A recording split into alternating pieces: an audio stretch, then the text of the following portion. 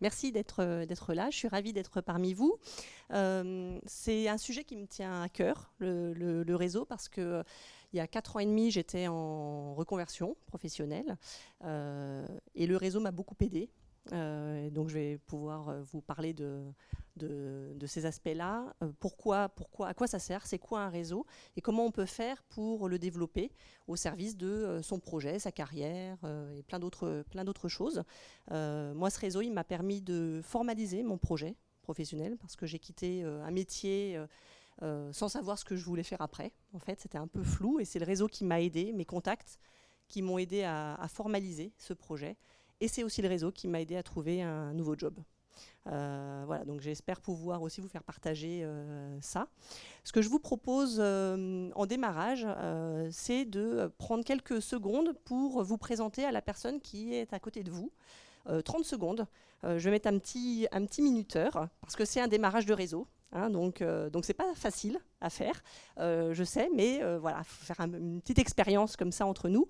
La personne qui est à côté de vous, vous vous présentez en 30 secondes ce que vous avez envie de lui dire, et en face, la personne écoute et ne note pas, hein, vraiment on se regarde, et puis essaiera de trouver deux mots qui l'ont marqué sur la présentation.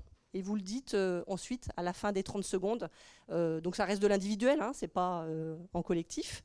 Et puis une fois que ces deux mots seront donnés, c'est intéressant parce que ça, on se dit, tiens, en 30 secondes, voilà comment j'arrive à parler de moi et voilà ce qu'en face la personne retient en deux mots. Et ça, c'est important dans un réseau. Et ça nous aide aussi à mieux nous présenter ou à orienter nos termes différemment. Et puis une fois que ça s'est fait, on inverse. Hein, l'autre personne prend 30 secondes pour se présenter. Et puis deux mots derrière qui caractérisent ce qu'on a compris de ce que nous a dit la personne. Vous êtes prête pour ça? Alors debout ou assise, hein, comme vous voulez. Alors je sais pas, là il y a des paires, donc c'est facile. Quand il n'y a pas de paires, à la rigueur, hein, vous pouvez être à 3, j'ai pas compté. Je ne sais pas combien on est dans la salle, si on est un nombre pair ou impair. Est-ce que vous êtes prête pour ça, pour jouer le jeu? Et je mets un petit chrono, juste voilà, pour qu'on... Après, on ait du temps pour avancer. Ah, je vous demande de bosser dès le matin. Hein. Allez, je vous laisse vous mettre en mouvement et puis Allez, c'est tout bon, je lance les 30 secondes. Allez, c'est parti. OK. Alors, c'est quoi un réseau? Est-ce que vous avez déjà une idée de comment on pourrait définir ce qu'est un réseau professionnel? Ou c'est un peu flou souvent, on confond le réseau professionnel et les réseaux sociaux. On pourrait les amalgamer. Ouais, c'est dans les relations, effectivement, les contacts. Tout ça, c'est du réseau pro. Alors, je vous ai mis en quelques mots. Hein, bon, déjà, ouais, une embauche sur 2, maintenant, hein, provient du réseau. Et plus de l'envoi naturel d'un CV ou d'une réponse à une annonce. Donc 1 sur 2, c'est colossal. Et donc ça prouve que vraiment, c'est quelque chose qu'il faut que l'on crée, chacune, et que l'on entretienne. Hein, c'est vraiment de plus en plus important aujourd'hui pour nos carrières professionnelles. Et un réseau donc professionnel, c'est un ensemble de personnes, de contacts que l'on a et avec qui on va échanger. Alors, on peut le faire par le biais des réseaux sociaux, bien sûr, c'est un des outils, mais pas que. Et au contraire, il faut aussi pouvoir se voir, parce que bien sûr que quand on se voit, on n'échange pas de la même manière, on prend plus le temps, etc. Hein, donc le réseau social est un moyen de faire du réseau. Hein. Mais c'est un ensemble de contacts qui ont un lien avec notre métier, notre profil, notre personnalité, nos hobbies, plein de choses, et qui va nous aider à rencontrer d'autres personnes et à prendre de l'information. Hein, OK ? Donc vraiment, c'est le but du réseau, c'est de l'échange. OK ? À quoi ça sert concrètement ? En fait, hein, parce qu'on peut se dire, bon, ok, c'est bien, mais moi, j'ai mon métier, j'ai d'autres choses en dehors, c'est compliqué, à quoi ça me sert vraiment? Alors, ça sert quand on est en recherche d'emploi, mais ça sert aussi quand on est en poste. Hein. c'est à tout moment en fait, hein. Parce que son évolution professionnelle, on l'a réfléchi aussi, donc on peut être en poste, hein. C'est vraiment pour tout le monde, quelle que soit la situation professionnelle, c'est important, ça peut nous servir, hein, voilà. Donc c'est rencontrer du monde, échanger, se confronter avec d'autres idées, d'autres personnes, découvrir d'autres environnements, s'enrichir des autres déjà, hein, c'est une première chose. Ça peut aussi nous permettre de changer d'environnement de discussion. Des fois, on est tellement dans notre métier, dans notre domaine, les journées passent vite et on a l'impression des fois de tourner toujours sur les mêmes sujets. Ça peut nous permettre de sortir de notre cadre habituel aussi. Ça nous permet de nous apprendre à nous présenter. Ce que vous avez fait là, finalement, et c'est pas si facile. C'est pas si facile, et pourtant savoir se présenter en 30 secondes, 1 minute, c'est important pour le réseau, comme après aussi pour voilà, des recherches plus poussées. Et quand je me présente, c'est intéressant d'avoir en retour, grâce à mon réseau, ce qu'on retient de moi en fait. Et des fois, on veut passer un message, et puis c'est pas celui-là qui est passé. En fait, on dit tiens, je voulais appuyer ma présentation sur tel thème. Et en fait, la personne a vu autre chose. Donc c'est intéressant aussi, le réseau nous permet aussi de nous tester là-dessus. Et puis pour celles qui seraient en train de formaliser un projet, de le construire, ça permet d'avoir des questions aussi et de se dire mince, tiens, oui, ça, j'y ai pas pensé. Parce qu'effectivement, on est toujours meilleur à plusieurs. C'est des yeux et des oreilles en plus, qui viennent nous interroger en disant tiens, là dans ce que tu me parles de ton projet, est-ce que tu as pensé à ça ou... Et voilà à quoi sert le réseau aussi. Et enfin, et c'est aussi ce que vous faites, ce que vous venez faire ici, c'est prendre des informations, découvrir des métiers, des possibilités, des formations, des lectures. Voilà ce que permet le réseau. Ok ? Donc ça se crée et ça s'entretient. Un réseau. Donc moi, ce que je vais essayer de vous montrer déjà, c'est comment on le crée. Mais en fait, vous en avez sans le savoir, hein. Enfin, on en a tous, mais on le sait pas forcément et on l'entretient pas forcément, hein, voilà. Alors, c'est un peu des termes qui pourraient être barbares, mais vous allez voir, c'est très simple. Déjà, on l'identifie pour le créer. Et on a tous un premier niveau de réseau qu'on appelle le R1. Alors, voilà, c'est les seuls termes un peu pas très sympas de la matinée. Notre réseau R1, c'est qui ? Toutes nos connaissances. Les gens, tout bêtement, les gens pour qui on a le numéro de téléphone dans le portable, quoi. En gros, c'est ça. C'est ça notre réseau R1.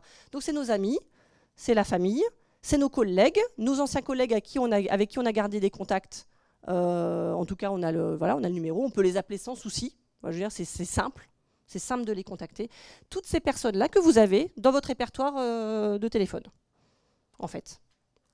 C'est ça votre réseau R1. Et la première chose à faire, c'est d'aller les voir. D'aller les voir et puis de discuter, d'échanger et pour essayer d'aller chercher un autre niveau de connaissances. Le niveau d'après, c'est les connaissances de votre premier niveau de réseau. Et donc, c'est en discutant avec un ancien collègue, en allant prendre un café avec un ancien collègue ou un collègue, d'évoquer votre projet ou une question précise, et que la personne vous dit tiens, j'ai mon cousin ou j'ai moi-même un ancien collègue qui a fait ça, et peut-être je pourrais te mettre en contact parce il ou elle pourrait peut-être te renseigner. Voilà. Et ça va jusqu'à 3 niveaux, le R3 étant le premier niveau des R2. Donc des gens aujourd'hui, nos R3 aujourd'hui, voilà, on ne sait pas du tout qui ça peut être. OK ? Et pour juste vous redonner mon exemple, moi j'ai trouvé par mon R1 un contact qui m'a aidé à formaliser mon projet, en fait, une amie d'une connaissance à moi, qui m'a aidé à finaliser mon projet et qui m'a mis en relation ensuite derrière avec une de ses connaissances pour qui je travaille aujourd'hui. Donc finalement, c'est un R3 que je ne connaissais pas du tout, qui m'a employé aujourd'hui. Donc ça, voilà, et ça fonctionne vraiment comme ça. Et dans les cabinets d'accompagnement à la recherche, etc., ils nous font travailler là-dessus, dans les accompagnements. Et c'est vraiment puissant. Donc tout bêtement, comment démarrer? Une petite liste. Moi, c'est ce que j'ai fait. Une petite liste. Moi, je m'étais fait un petit tableau voilà, sur Excel, en essayant de déterminer un peu, voilà, de toutes mes connaissances, qui peut déjà m'aider par rapport à mon projet. Hein, on ne liste pas tout le monde, hein, bien sûr. Vous sélectionnez là parmi les amis ou les anciens collègues à qui vous pouvez parler de votre projet ou de votre situation, hein, même si vous n'êtes pas en projet, hein, si vous êtes encore voilà, en poste, mais en ouverture de réflexion. Voilà, cette première liste-là. Et ces gens-là, les rencontrer. Et puis, alors la clé, c'est toujours demander un nom à la sortie du rendez-vous, quoi. C'est un peu ça l'idée. Est-ce que tu as quelqu'un à me recommander que je pourrais contacter, qui pourrait m'aider?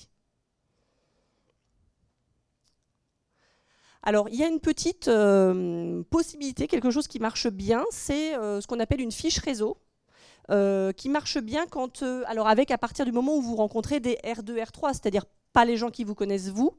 C'est pas un CV, c'est vraiment une fiche A4 toute simple où vous faites 4 cases. Une première case où vous pouvez mettre votre photo et puis pareil vos coordonnées comme sur un CV. Bien sûr une case formation si vous avez des choses importantes à mettre, une case expérience, mais c'est vraiment, vous voyez, c'est très court, et une case projet. Voire même, on peut mettre dans une fiche réseau, c'est tout à fait classique, si vous avez déjà ciblé des entreprises qui vous intéresseraient, là vous êtes dans un niveau d'avancement de votre projet un petit peu plus mûr, le mettre. Parce que justement, la personne qui vous rencontre, gardant votre fiche, elle va associer votre nom à un projet, voire même à quelques entreprises. Et pour peu qu'elle connaisse quelqu'un dans une de ces entreprises, si le contact s'est bien passé, elle peut vous donner un nom dans l'entreprise concernée.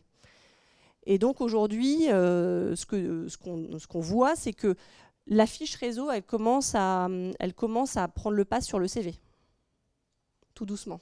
Parce que c'est en une seule page et puis c'est 4 cases, vous voyez, c'est plus facile à lire, c'est très rapide à l'œil, et on voit tout de suite aussi le projet et des noms d'entreprises. Donc ça commence à bien, voilà, donc c'est quelque chose que vous pouvez diffuser par mail ou la donner. Oui.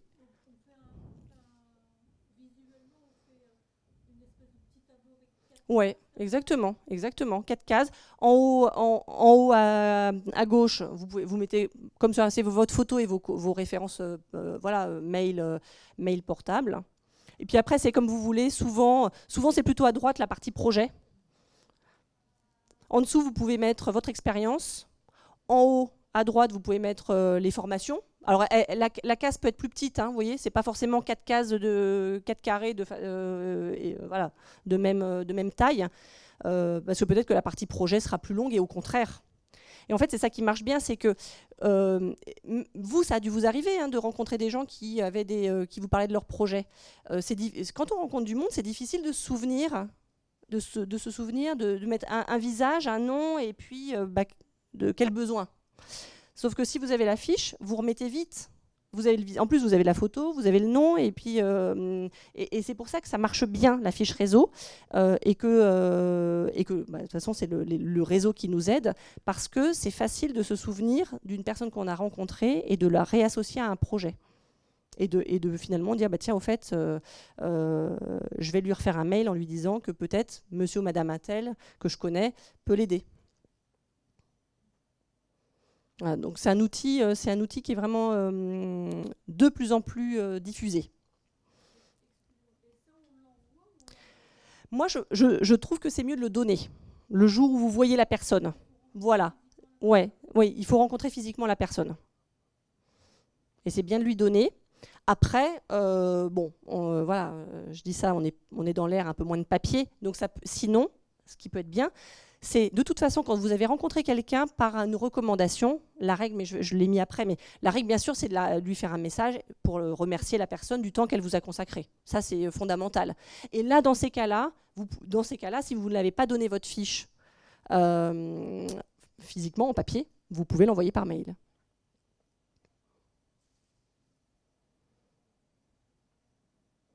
Donc premier travail que moi je vous propose de faire, que j'ai fait, qui a vraiment marché, c'est d'identifier dans son réseau proche les personnes qui peuvent potentiellement nous aider, en tout cas qui sont prêtes à nous écouter, voilà, parler de notre projet, nos réflexions du moment en fait, voilà, où qu'elles en soient.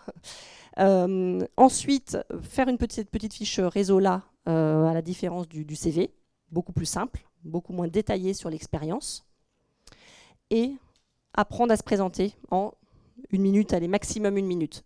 Donc vous avez fait une petite expérience là, voilà, continuez à qu'est-ce que vous voulez vraiment que la personne retienne de vous en 30 secondes, 1 minute, à la fois de vous, votre personnalité et vos compétences, mais aussi votre projet. Ou vos réflexions. Encore une fois, on n'est pas forcément dans un projet qui se dessine de façon claire. Ça peut être juste, voilà, je suis en poste, mais je réfléchis. Dans 5 ans, je ne sais pas si j'y serai encore et voilà, je suis juste à ouvrir la réflexion. Ça marche très bien. Oui ? Ouais, moins d'une A4. Alors ça peut être une A4 si vous voulez, vous l'envoyez par mail, mais sinon ça peut être la moitié d'une A4, on va dire. Ouais, exactement. Ça marche très, très bien comme ça. Et alors pour celles qui n'ont pas de carte de visite, parce que peut-être pas en entreprise ou etc., vous faire une petite carte de visite, c'est bien. Parce que ce qu'on fait facilement aussi, c'est que quand on prend les cartes des gens, on note où on a rencontré la personne, dans quel contexte. Vous voyez, là, aujourd'hui, si vous récupérez des cartes de visite aujourd'hui, mettez bien derrière salon professionnel.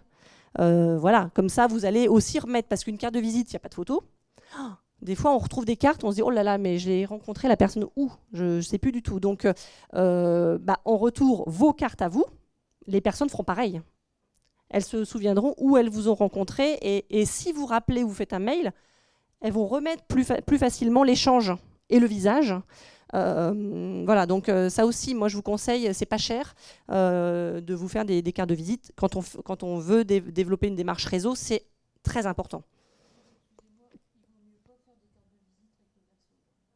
Il faut qu'il y ait du blanc pour pouvoir mettre le lieu. Ouais, exactement. Ça peut être recto verso, mais il faut qu'il y ait une petite place où vous puissiez mettre, vous, et sur les vôtres, où la personne puisse mettre où elle vous a rencontré. Ou même un mot. Moi, des fois, je mets, et je le vois, un mot sur le projet. Voilà, comme ça, au moins, on se souvient. Ouais, il faut pouvoir écrire. Ouais. Mais on entend souvent qu'on a des cartes de visite et on ne sait plus, en fait, ça ne sert plus à rien. Donc, il faut vraiment pouvoir écrire et pister. Oui.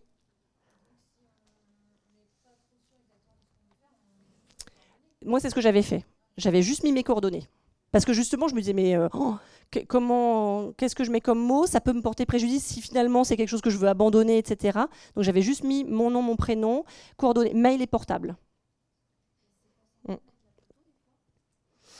Peut-être. Si ça passe bien sur une carte, j'ai jamais. Mais peut-être. Non, mais pourquoi pas? C'est une bonne idée. Pourquoi pas? Ouais. Si vous pouvez, que ça fait sympa, pourquoi pas? Ouais. Mais effectivement, si on met des mots, ça vous oriente et les gens vont garder ça en tête. Donc, soit vous êtes sûr de vous, sur voilà, des thèmes de votre projet, et là, vous pouvez vraiment mettre les mots au contraire, comme ça, la personne n'aura pas à les ajouter. Ou alors, comme c'était mon cas, on ne sait pas trop, et on ne met rien. Mais ça, c'est important. Les cartes de visite, c'est quand même encore quelque chose qui se diffuse bien. Quand on est dans des rencontres professionnelles, on a les mails professionnels, donc ça va bien. Mais sinon, et dans les salons, etc., c'est vraiment important. Ok, donc ça c'est la première première chose à faire, l'identifier et puis rencontrer. Donc prendre faire vraiment avoir une démarche active, de prendre des rendez-vous, hein, proposer un café, un déjeuner, bon voilà, comme c'est bien pour vous. Et essayer de demander, la chose qui marche, c'est donc de diffuser, de demander toujours à une personne un nom. Donc là, il faut oser demander, hein. C'est pas facile, hein. Mais il faut savoir qu'en retour, vous pouvez aussi rendre un service. Parce que dans l'échange, même si c'est vous qui êtes demandeuse, la personne peut très bien vous dire « Ah, vous avez fait ça comme formation » ou je ne sais pas, vous évoquez une lecture d'un article et puis vous lui envoyez. Ça arrive très souvent. Donc finalement, c'est du donnant-donnant. Ça peut être très vite. Donc ne vous dites pas oh, « Je suis demandeuse et du coup, je suis redevable » ou « j'ose pas ». Si les gens acceptent de vous voir, le réseau, c'est ça. On accepte de voir les gens, on accepte de donner un peu de son temps. Et du coup, voilà, c'est logique, c'est classique, hein.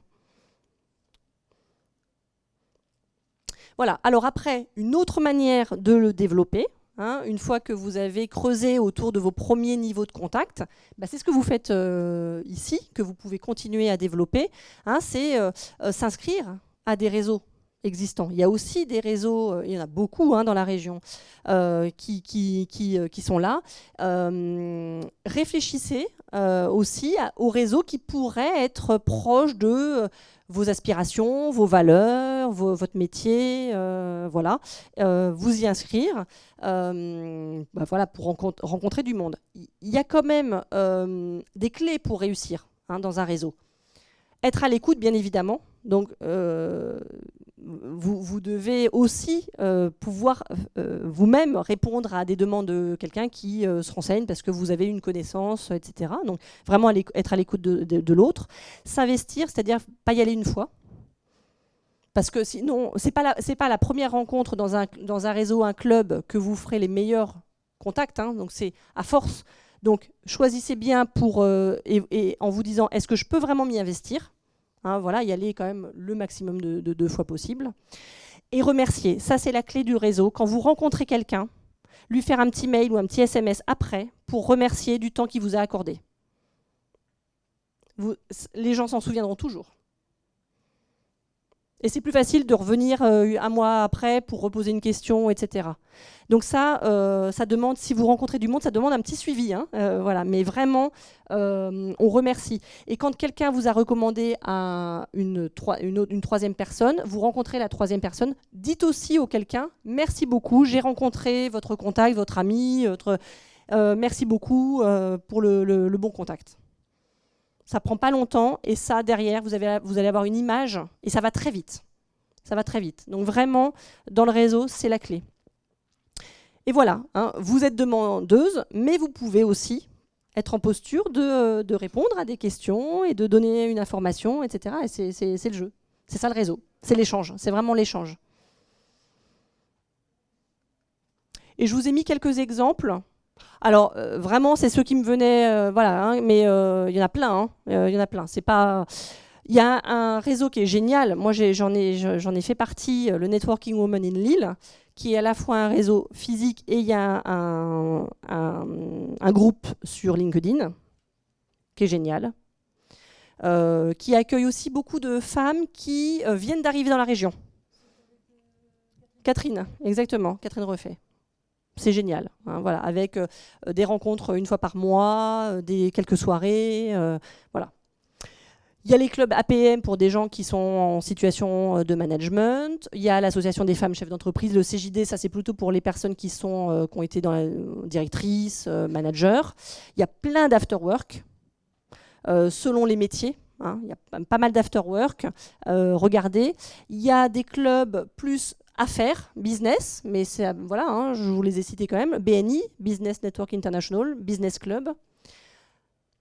Il y a le club d'affaires des places tertiaires, c'est pour tous les métiers du tertiaire. Si vous êtes dans les services, consultants, formateurs, dans la com, le marketing, les services informatiques, etc.